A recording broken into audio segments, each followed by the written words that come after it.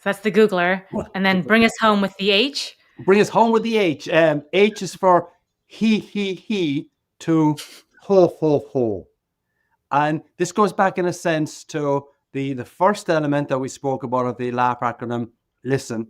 So quite likely when you're doing some of your workshops or material or consulting, Emily, you're going to make a comment, a quip, an ad lib that'll put a smile on people's face.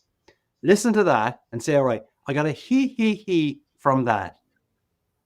What can I do with that phrase or that comment or that statement that'll take it from a he to a ho, ho, ho?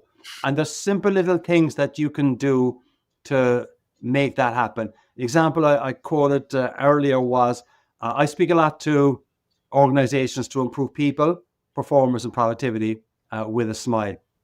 And I try to give relatable examples. And sometimes I might reference a story where you're talking to your teenager and you ask your teenager to do something and you come home 6 hours later and the teenager ain't done it.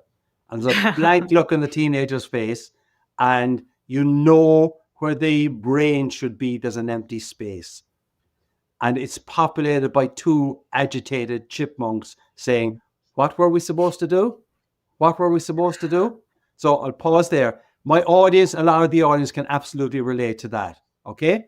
When I was telling that story initially, there was the moral to the whole story. We don't need to go into it right now. When I was telling that story initially, I just said, you come home, the teenager has that look in his face that says there's an empty space in the brain.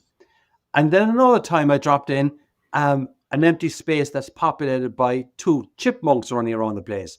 That got a little bit of additional laughter. The one that really helps at the pop is putting the word agitated in front of chipmunks, because agitated chipmunks is apparently funnier than chipmunks.